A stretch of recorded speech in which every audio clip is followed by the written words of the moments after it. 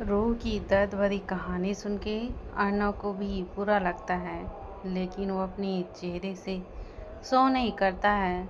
रूह को शांत करा के और उसके घावों पे मेडिसिन्स लगा के वो वापिस आउट हाउस आ जाता है और अपना फ़ोन उठा के किसी को कॉल करता है और कुछ इंस्ट्रक्शन दे के कॉल को कट कर देता है।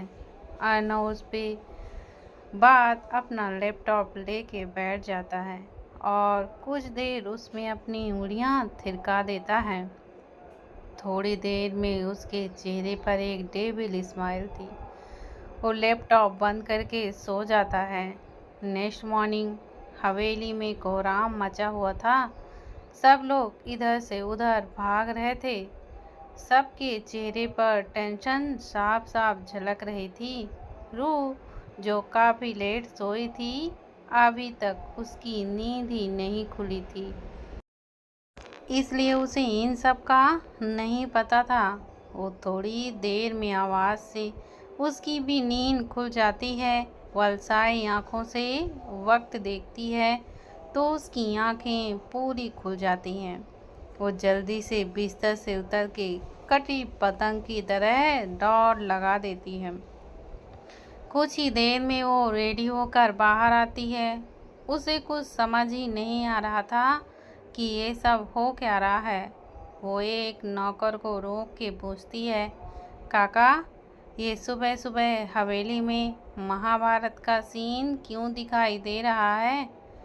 पांडवों ने आक्रमण कर दिया है क्या इस कौरवों की नगरी पे? काका रूह की बात पे मुस्कुराते हुए लेकिन धीमी आवाज़ में बोलते हैं, कुछ ऐसा ही समझ लो बिटिया कि अर्जुन आ गया है अपनी द्रौपदी को वरने।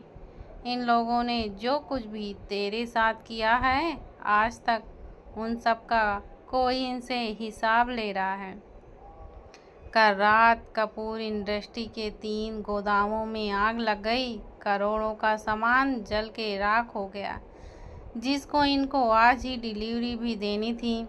मैंने तो सोहन मालिक को फ़ोन पे कहते भी सुना था कि पूरे के पूरे 100 करोड़ का नुकसान हुआ है और ये भी नहीं पता कि ये सब किसने किया है। दोनों माँ बेटी की जोड़ी सुबह से ही इसी काम में लगे हैं, लेकिन कुछ पता ही नहीं चल रहा है।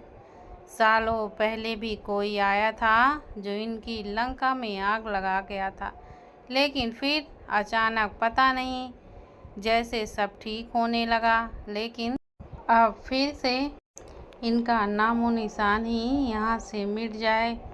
इस धरती को भी इनके जैसे पापियों से मुक्ति मिले।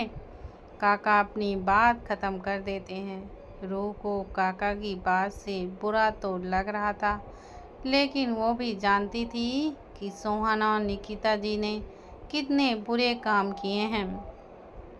रूह उन्हें जाने को बोलती है। वो खुद सोच में पड़ जाती है कि आखिर किसने इतनी हिम्मत आ गई जो इनसे पंगा ले रहा है। पर वो कहते हैं ना कि बुरे काम का बुरा ही नतीजा होता है। एक न एक दिन तो सबका हिसाब होता है। वही शायद इनके साथ ही हो रहा है। वहीं ये सब सीन अर्नव आउट हाउस की विंडो से काफ़ी पीते हुए बस इंजॉय कर रहा था। उसके फेस पर एक लंबी चौड़ी स्माइल थी। वहीं ये सारा सीन कहीं और भी चल रहा था। ये सब कुछ ये बड़े से टीवी स्क्रीन पे चल रहा था। ये वही घर था जिसमें वो इंसान बेड पर लेटा हुआ था। सामने 4 लेडीज और 2 आदमी बैठे हुए थे और ये सब देखकर एंजॉय कर रहे थे।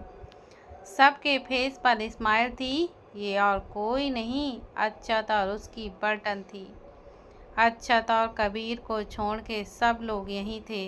सब देख के मिहिर बोलता है, इनकी बर्बादी का वक्त शुरू हो चुका है।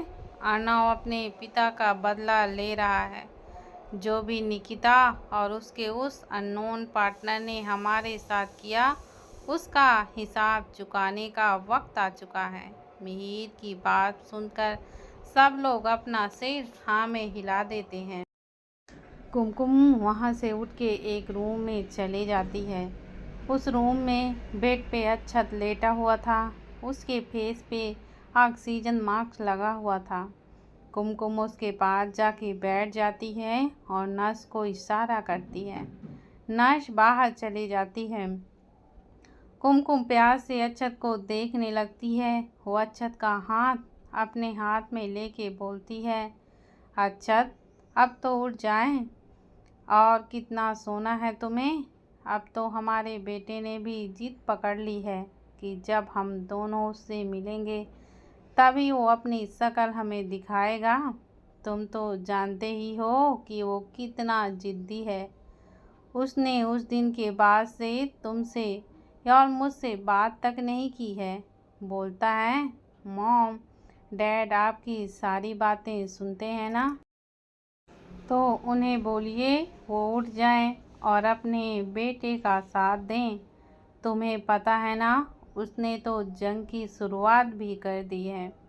एक बार तुम्हें खोने से बची हूँ, अब अपने बेटे को खोने की हिम्मत नहीं है मुझ में। प्लीज़ जल्दी से उठ जाइए और अपने बेटे का साथ दीजिए। अभी तो ये भी नहीं पता चला कि वो दूसरा इंसान कौन है जिसने वो सब किया था। प्लीज़ जल्दी से उठ जाइए।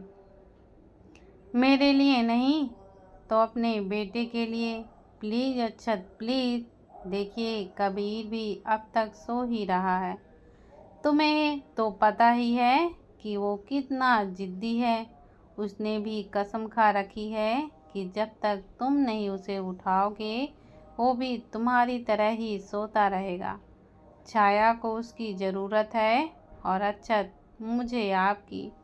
प्लीज़ जल्दी से ठीक हो जाइए। कुमकुम को हाल में से कुछ आवाज़ें आने लगती हैं। वो अक्षत को वहीं छोड़ के नीचे जाने लगती है। उसके जाते ही अक्षत के हाथों में कुछ मूवमेंट होने लगता है, मानो उसने कुमकुम की सारी बात सुनी हो। कुमकुम नीचे हॉल में आती है तो देखती है कि वहाँ एक लड़का और एक लड़की खड़े हुए थे। ये और कोई नहीं, श्रेया और पी हुई थे, या फिर ये कहें कि क्रश और अक्षिता। अक्षिता कुमकुम के पास जाके बोलती है, भाभी कबीर और अक्षत भाई को हेल्थ में कोई इम्प्रूवमेंट हुई है। कुमकुम एकदम मायूसी से अपना सिर ना में हिला देती है। सबके फेस यह देखकर एकदम से लटके हुए थे। क्रश माहौल को ठंडा करने को बोलता है, वैसे आपको कुछ न्यूज़ देनी है भाभी। आपका निहायती जल्लाद बेटा को कोई लड़की पसंद आ गई है। आजकल जनाब के दिन उसके साथ ही गुजर रहे हैं। मुझे तो लगता है जितना फास्ट वो है उस हिसाब से तो कुछ दिन में बोलेगा, मॉम ये लीजिए आपकी पोती और बहू। क्रश की बात पे सब लोग हंसने लगते हैं। राज भी उसका साथ देते हुए बोलता है, वो अपने बाप पर ही गया है। उसने भी सीधी सादी की थी, पूछा तक नहीं था कुमकुम भाभी से, और घर लाके उनको दादी से बोलता है, ये लो दादी आपकी बहू। मैंने तो शादी का भी ताम झाम का खर्चा भी नहीं किया। राज की बात पे एक बार फिर सब लोग हंसने लगते हैं।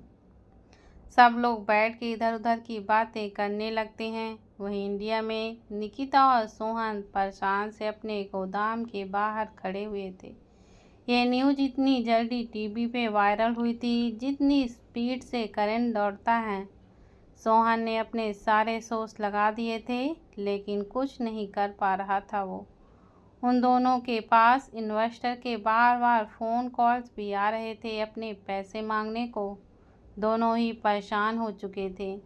निकिता जी को जो कुछ भी हो रहा था उसमें अतीत की झलक दिखाई दे रही थी। उसे बार बार अक्षत का चेहरा दिखाई दे रहा था, लेकिन वो तो इस ख्याल में थी कि सिंघानिया फैमिली तो ख़त्म हो चुकी है, फिर ये कोई और ही है। जो ये सब कुछ करा रहा है। गोदाम में आग लगाने वाले ने तो ये तक हमला करने का क्लू भी दे दिया था कि अब उसकी कंपनी की बारी है और साथ ही साथ उसके बेटे की। वो अपने बेटे से दूर हो जाएगी। निकिता सोचती है कि शायद कोई सोहन को मारने की कोशिश करेगा, इसलिए वो उसकी सिक्योरिटी बढ़ा देती है। लेकिन उन्हें क्या पता कि कल क्या होने वाला है। दोनों कुछ देर में अपने ऑफिस के मीटिंग रूम में होते हैं और सारे इन्वेस्टर और शेयर होल्डर वहाँ बैठे हुए थे।